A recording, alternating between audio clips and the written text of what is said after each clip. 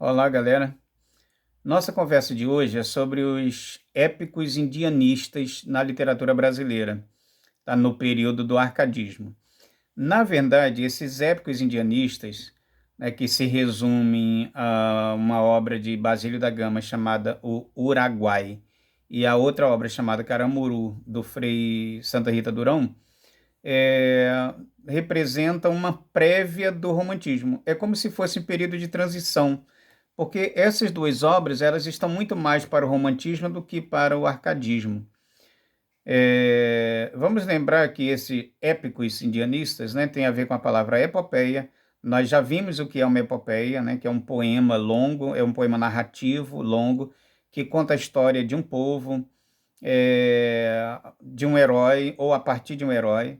No caso da literatura de língua portuguesa, a nossa epopeia é mais famosa, bombada, é Os Lusíadas, de Luís Vaz de Camões, da literatura de Portugal.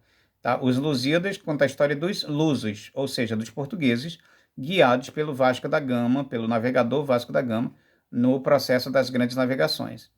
Né? Então, essas duas epopeias brasileiras, elas tentam imitar essa epopeia dos Lusíadas, do Camões.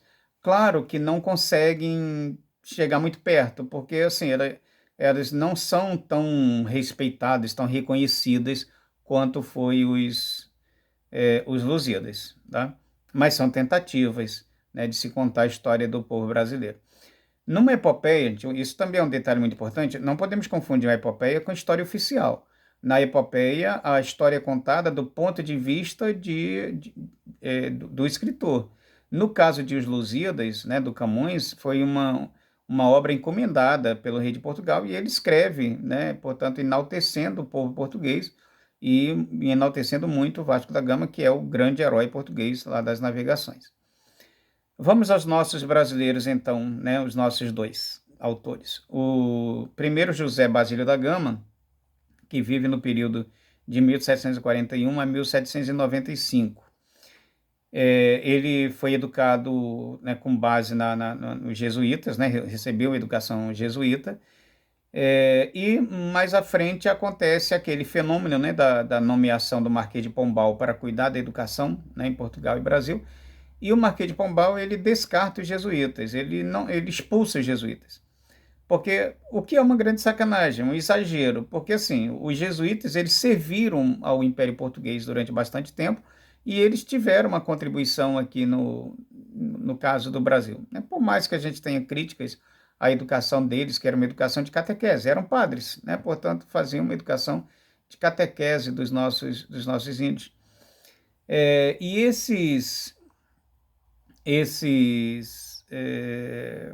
quando o Marquês de Pombal assume a educação, ele simplesmente descarta, o que não é justo, porque é como se negasse completamente a contribuição deles, né, dos jesuítas. Também não é assim, era simplesmente propor um novo modelo. Esse modelo não cabe mais, vamos mudar esse modelo, criar um modelo novo. Mas também não precisa mandar todo mundo embora, né, no sentido de expulsar, de demonizar, porque assim como os jesuítas demonizaram a cultura dos índios, mais tarde o Império Português demoniza os próprios jesuítas. É uma pena, mas é assim. Então, o Uruguai, tá, não confunda com Uruguai, Uruguai, conta a história dos povos, dos índios, lá do território no Rio Grande do Sul, né, de uma região chamada de Missões dos Sete Povos. A história tem a ver com o enfrentamento dos índios, né, com a resistência indígena aos espanhóis.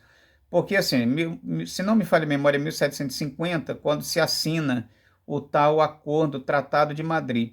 E nesse tratado se divide territórios da América do Sul entre portugueses e espanhóis. Essa divisão é feita sem levar em conta os índios. Tá? Aliás, poucas vezes ao longo da história nossos índios foram levados em conta. Né?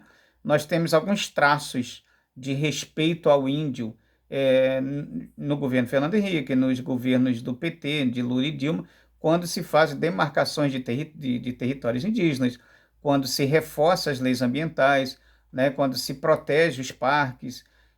E isso tudo agora, né, infelizmente, a gente não imaginava que fôssemos voltar a ver o que a gente está vendo agora, né, que são índios sendo assassinados garimpeiros, é o garimpo invadindo a terra indígena, e o governo não tomando nenhuma providência, muito pelo contrário, incentivando os garimpeiros a fazerem isso, né? Os poucos índios que temos, né, morrendo, seja por Covid, que também por descuido do governo, por falta de investimento, de cuidados, ou de certa forma pelo incentivo ao assassinato deles, né? Porque se você diz que o garimpeiro pode se instalar no território indígena, é claro que esse garimpeiro, no pacote, ele vai matar esses índios, né? Lamentavelmente assim, você não pode ser inocente de achar que não.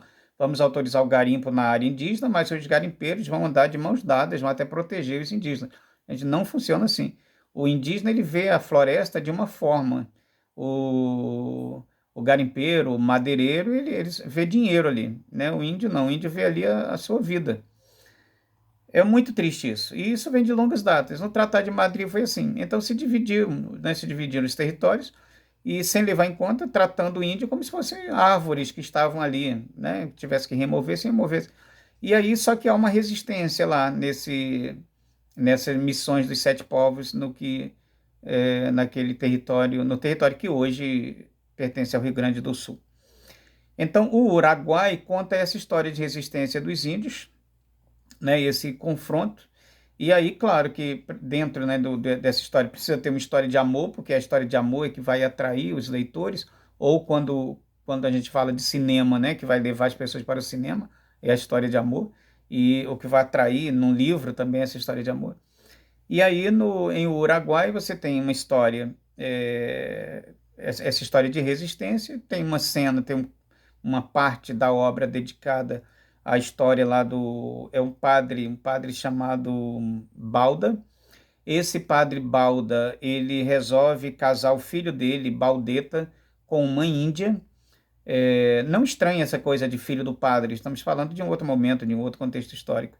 E aí, então, Balda, ele quer que o seu filho, Baldeta, se case com uma índia chamada Lindóia, só que a Lindóia é casada, né, com um índio chamado Cacambo. O padre manda matar o Cacambo para casar o filho com a Lindóia. A Lindóia não quer casar, a Lindóia não quer esse casamento. A Lindóia está com raiva, a Lindóia está de luto, a Lindóia está triste, a Lindóia está sofrendo o luto da morte do marido. Mas o padre resolve que tem que casar imediatamente com o filho dele. Então esse casamento é marcado, esse casamento seria uma espécie de combinado, de acordo de paz, uma parada assim. E aí, então você tem o dia da festa, os índios estão enfeitados, né, da tribo da Lindóia, os convidados estão no local para a cerimônia, o noivo está lá, tá, aquela coisa toda, e a Lindóia não chega. Quando percebe a Lindóia estava demorando muito além do normal, então o irmão dela, que eu não lembro agora o nome, é designado para ir lá buscá-la, procurá-la, ver onde ela está.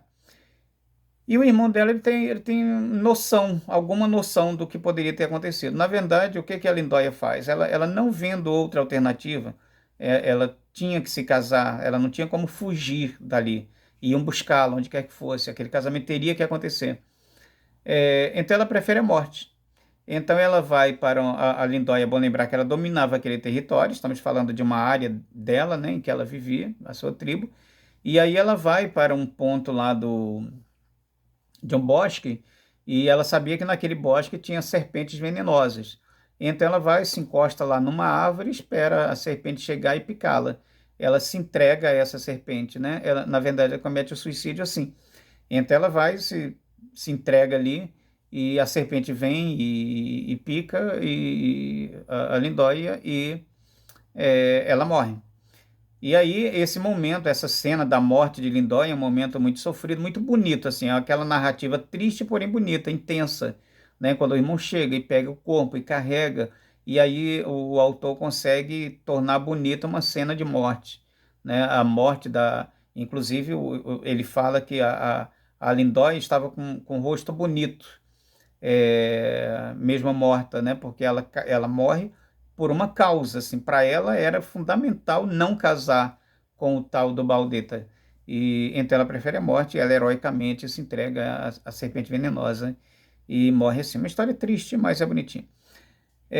Um detalhe importante é que nessa epopeia, O Basílio da Gama, ele faz assim, são dois momentos, né? Se eu fosse dividir essa epopeia em duas partes, seria assim, um trecho muito longo.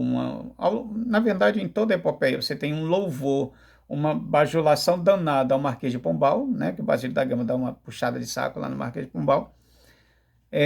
E o nosso índio como herói, né? Então ele apresenta o nosso índio como um herói, porque nessa resistência lá em relação aos espanhóis, ao mesmo tempo dá uma bajulada no Marquês de Pombal. Bom, a outra epopeia é Caramuru, do Frei José de Santa Rita Durão. O Santa Rita Durão, ele vive entre 1722 e 1784. Ele fez teologia, fez filosofia, era um jesuíta, tá? E, portanto, quando o Marquês de Pombal assume o que seria hoje o Ministério da Educação, ele precisa fugir e vai para a Itália. Então, o Santa Rita Durão foge para a Itália, foge de Portugal para a Itália, e retorna somente quando o Marquês de Pombal cai, né, quando perde essa função. E aí vem para Minas Gerais e escreve a sua epopeia Caramuru. É diferente de Uruguai. Em Caramuru não há nenhuma bajulação ao Marquês de Pombal, né? Até porque ele não é necessariamente simpatizante do Marquês. Bom, então a história de Caramuru é a seguinte: o herói é o Diogo Álvares, né? Diogo Álvares Correia, que chega ao Brasil porque lá por volta de 1510, se não me falha a memória, perto disso, e o navio naufraga. Tá? Então, o Diogo Álvares é o único sobrevivente. Ele é encontrado pelos índios numa praia, e aí, como se fosse uma moreia. E então, existem várias versões para esse apelido que ele recebe de Caramuru, né? Um deles, um principal deles, uma das principais versões, é que ele teria dado um tiro para o alto. Assim, gente, a história é romantizada, tudo tem que ser bonitinho, né? De repente o cara foi tiro num monte de índio lá, mas enfim, se registrou que não, ele deu um tiro para o alto, e aí como os índios não conheciam arma de fogo, eles ficam impressionados, e aí ele sozinho domina esse grupo de índios. Tá na Bahia. O cara sozinho domina uma tribo, um grupo de índios, e aí ele começa a viver entre os índios, né? E aí, por conta desse tiro, do barulho do tiro, que era uma novidade para os índios colocam nele o apelido de Caramuru, que significaria filho do trovão, ou filho do mar, dragão do mar, né? Ou também a outra alusão seria uma espécie de moreia, porque eles o encontram como uma moreia meio morta lá como se estivesse morta na areia. Então são as versões, né, para explicar esse nome de Caramuru. E aí ele fica entre os índios, ele vive entre os índios, ele passa décadas vivendo entre os índios. Ele se torna inclusive o chefe desses índios, né? Ele se torna o cacique dessa parada lá. E a tribo dá a ele em casamento uma índia chamada Paraguaçu. Ele tem vários filhos com Paraguaçu. Depois ele vai para a Europa, né? Ele, no caso dele, retorna para a Europa e leva Paraguaçu. Lá acho que eles vão para a Espanha, se não me falha a memória, e lá recebem outros nomes e toda essa história. Várias outras índias são apaixonadas por ele, né? Ele é o cara, o Diogo Álvares é o cara, é o Dom Juan. E aí várias outras índias são apaixonadas por ele, mas ele só tem olhos para Paraguaçu, que é a esposa, com quem tem vários filhos, não me recordo agora exatamente quantos. Uma dessas índias apaixonadas por ele é a Moema, e aí quando ele embarca no navio com a Paraguaçu e vai para a Europa, algumas dessas índias se atiram ao mar, né? Porque na tentativa de chegar ao navio, de ir até ele, e uma dessas índias é a Moema, que é irmã da Paraguaçu.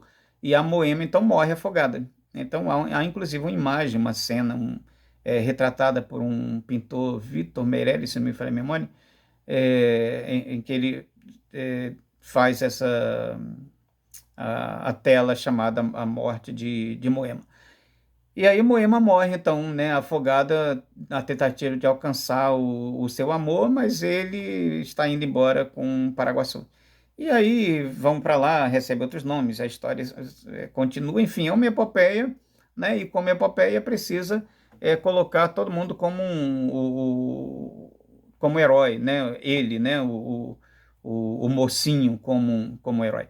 Lá em Basílio da Gama, lá qual é o nome do Basílio da Gama mesmo, do Uruguai, os jesuítas são apresentados como inimigos de Portugal e como enganadores dos índios, né? Olha, é meio sacana isso, né? Porque assim, qual era a intenção do Basílio da Gama, voltando lá no Basílio da Gama e no Uruguai? Era demonizar os jesuítas e puxar o saco do Marquês de Pombal. Então ele coloca os jesuítas como enganadores dos índios e como inimigos de Portugal, né? Também não era para tanto, né? Enganadores dos índios no sentido religioso pode até ser. Aliás, pode até ser, não é. Mas assim, os caras deram uma contribuição. Eu acho que poderia se refazer, se repensar de fato a educação, era necessário, mas também não precisava demonizar os caras. Bom, e em Caramuru, né, os jesuítas, o Marquês de Pombal não é enaltecido, não há essa bajulação, tá? Então essas são as nossas duas epopeias brasileiras, não fizeram o sucesso que os Lusíadas do Camões, né, que a obra do Camões fez, mas são as duas epopeias representativas da nossa literatura, tá? Já num período assim se você observa bem esse resumo que eu fiz, né, das duas, você vai observando que há uma romantização da história das personagens, porque, na verdade, esse período já é uma transição, né, do arcadismo para o romantismo que se manifesta logo depois no Brasil. Então é isso, galera. No nosso próximo vídeo, aí sim falaremos do romantismo, né, da influência da família real, da chegada e influência da família real nesse processo que foi o romantismo brasileiro. Abraços para todas e todos.